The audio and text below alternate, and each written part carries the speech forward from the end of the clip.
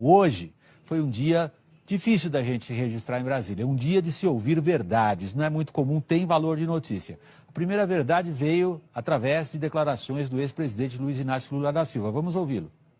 Nós ganhamos as eleições, sabe, com um discurso, e depois das eleições nós tivemos, sabe, que mudar o nosso discurso e fazer aquilo que a gente dizia que não ia fazer. Esse é um fato. Esse é um fato. Ele registra o fato de que ganhou-se uma eleição dizendo uma coisa e acabou se fazendo outra, ao contrário do que se disse.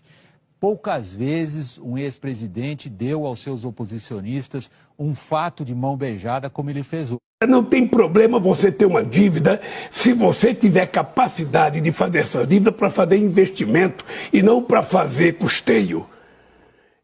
Deixa eu te falar, se eu não acreditasse nisso, eu não estava sendo candidato a presidente da República. Vamos ver o que aconteceu nesse período, logo depois que o senhor teve 2 mandatos, depois veio Dilma. Nós tivemos, como o senhor descreve, uma política voltada para criar superávites primários, ou seja, a capacidade de pagar, de criar o superávit sem considerar o pagamento de dívida. Isto foi se deteriorando já no seu 2º mandato. As propostas, são os números, eu não vou brigar com o IBGE. Mas me deu os números. Não, os números são. O senhor passou de 3,5% de superávit primário para um déficit de 4,5% ao final do governo Dilma. Não é verdade. Essa não é verdade. Ok, a gente checa. O que eu quero descrever, para lhe mostrar. O que eu quero descrever e a partir daí lhe perguntar é o seguinte.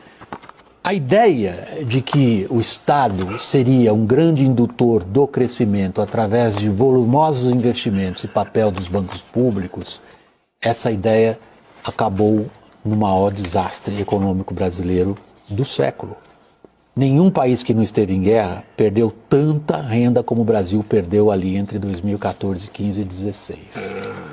Ou seja, a fórmula aparentemente não funcionou. Na Lava Jato, só para as pessoas terem uma ideia, foram devolvidos 16 bilhões de reais. Com de bananeira, com de baiacu. 16 bilhões foram devolvidos. O Palocci, braço direito do Lula, ministro da Fazenda, sabe o homem que dava as cartas, devolveu quase 100 milhões de reais a valores atualizados. 100 milhões de reais. E dizendo, isso aqui eu roubei. Roubei com a consciência do Lula, com o Lula sabendo e tal. O Jardel Vieira Lima, foi fotografadas as malas, Salvador. 51 milhões de reais em mala de dinheiro. Sabe com que o Lula está hoje? Na Bahia, com o Jardel Vieira Lima. E aí, se a gente não acordar, irmão, aí fica artistas, intelectuais, que o povo seja levado na enganação, de forma como vítima, eu compreendo. Mas artistas, intelectuais, cientistas, tudo relativizando, sabe, deixando por menos, passando pano, passando toalha para esse tipo de coisa, está apodrecendo a vida pública do país.